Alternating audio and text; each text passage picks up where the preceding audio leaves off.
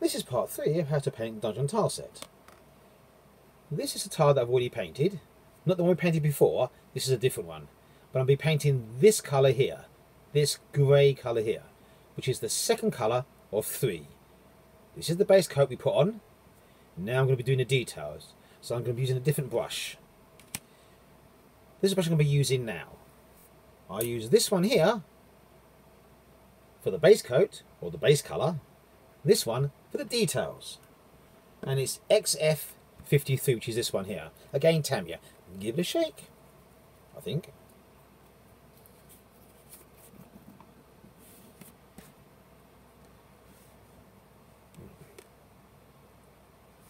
Get some paint on your brush. Don't have to slop it on. You've got to be careful now. You're painting the details. And it's the details that are important.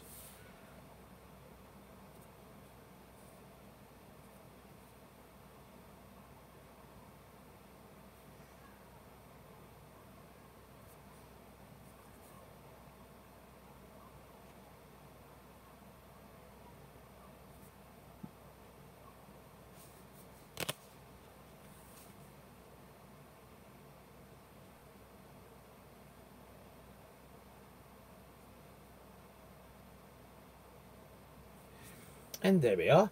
There's the grey. As you can see, I've painted just here, but I've also done the reverse because they have to match. Because it's a brick, and a brick is uniform in colour. So in other words, if it's grey here, it has to be grey here. And that's what I've done. It's one of a few that I'm going to do.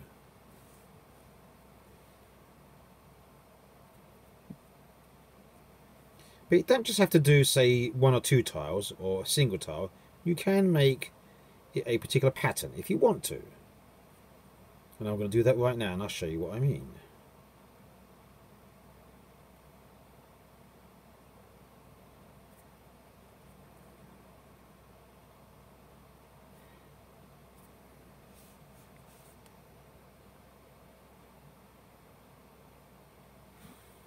And here we are. I've taken this grey across here, up here, and across here, and also across here. I now have to match it on that side now. So I've taken a tile just there. Right. So I've now got to do the other side. Right. So find out where it is. Right. On this side, and then paint it. Let's turn it across so I can get a better grip of it.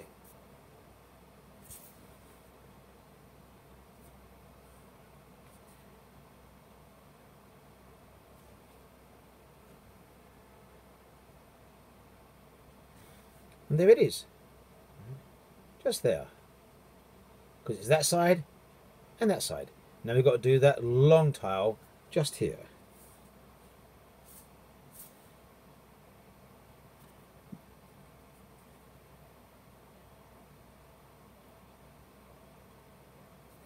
And there we are. Now I've got to do those 2 tiles just there.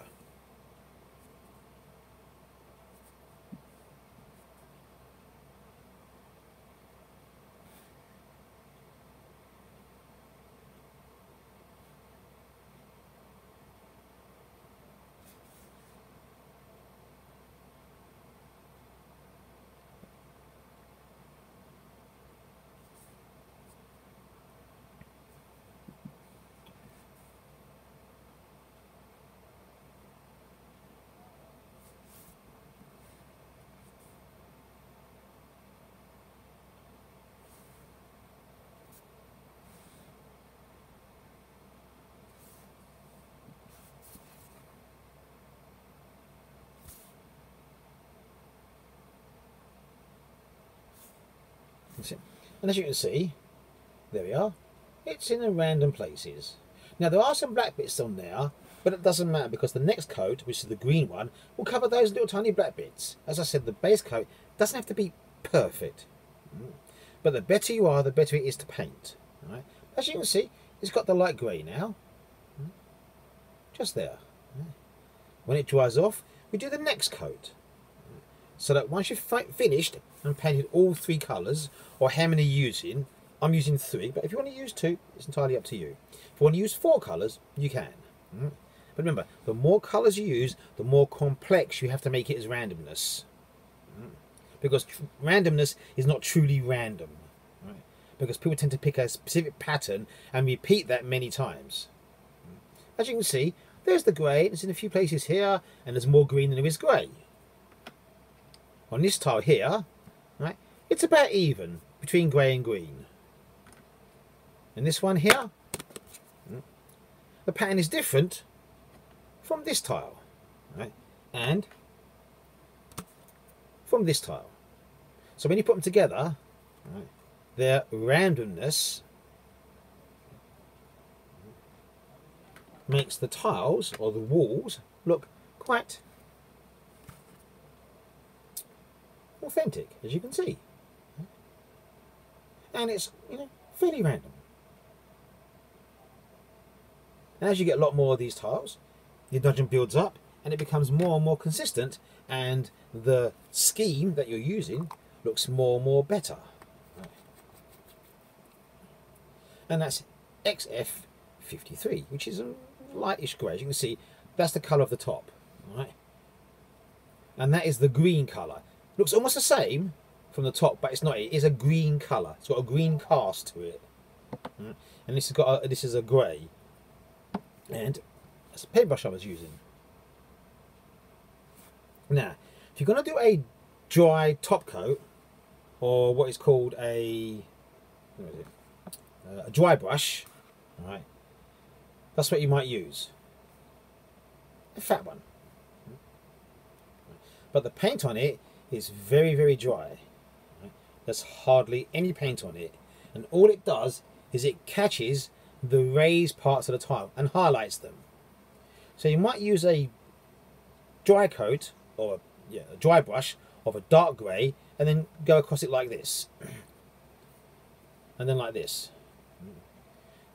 Leave it to dry, and then come with the top coat, the highlight, and highlight just the edges using a very light brush strokes. Right? Of course, I'm not doing that because that's what I'm not doing. Right? But if you want to do it that way, you can. It makes your tiles, and I haven't started. Oh, it makes your tiles look far more pleasing. I mean, you can buy tiles called Dwarven Forge, which is a website where you can buy pre-made, pre-printed and pre-formed tiles. They're actually not printed, they're made out of a PVC material, but they either come as dungeon grey, or in this case dungeon black, or they come pre-painted. But of course, if you buy them pre-painted, you pay for the fact that they paint them for you and send them to you, right? Or you can just have them what is called dungeon grey, right? Which is just a tile pre-made, but it's pre-made as a full set. And I'll show you what I mean.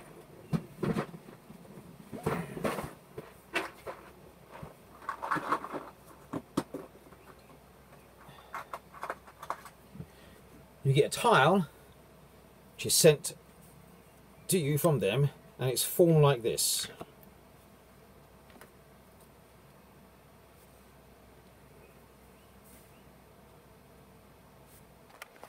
And it's formed like that. Of course, without the missing edges, of course, because it's solid across. In fact, it will look like this.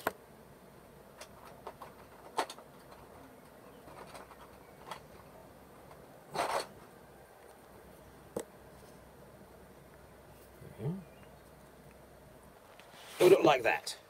And it will come to you like that. There it is. Get the picture properly. Let me turn it around. It will come to you, not like that, of course. It will come to you like that. That's good. Like that. Pre-made like that and painted. Of course, it also comes to you so it looks like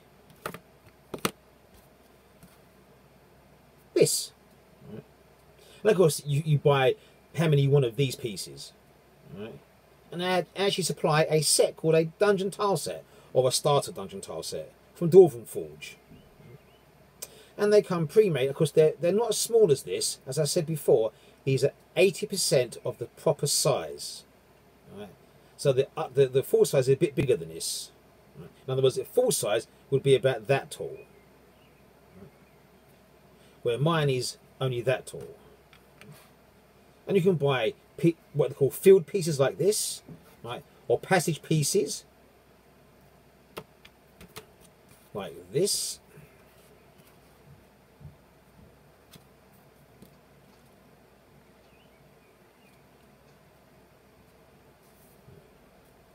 like that. And of course, but you're paying a premium for the painted pieces, but you also for the fact that you're paying, right, for tiles that are not unique to you. They might have sold 20 million of these pieces, so they're not unique to you. Where if you print them yourself, you can print whatever you want in whatever arrangement that you want for your dungeon. Right? You can print 10 pieces like this and 1,000 like this if you wanted to. Right? You can print door pieces like this. That's a door piece. Again, it's been painted. Again, got the open lock. Then there are smaller pieces like this, which allows you to what they call tessellate around your dungeon, so that if you have passages, some tiles might not fit exactly like this. Right? They might fit something like that, where if you want the tile to end on each other so they tessellate properly, right, so it fits like that, right, so like an end passageway, that's how it would look. It's not backwards, of course, because you want to see the open lock. See, that's what it look like so. Yeah, I haven't sanded this down, so it's not quite finished yet. I've got to sand the bottom of these down so they're nice and smooth. And I might consider putting some felt on there. You know, sticky back felt, just on there, and cut it for each tile. But there's a few tiles to do, so it might take me a little while. But if you don't smooth it off, and you scratch your lovely dining kitchen table, the missus might get a little bit annoyed, just a touch, and they would hurt. That's where she stick them. Where she scratched her favourite dining room table. And you can see it's got the grey and the green. Well, it's quite pleasant. But that is how you paint your dungeon tiles. Enjoy painting. Use what colour scheme you want, whatever that colour is. Have fun designing it. Have fun making it. Have fun building it. And here is a floor tile. It's not quite finished, but I want to do a wash, which is a dark colour to minimise the colour, so it's more uniform. But that's another stage.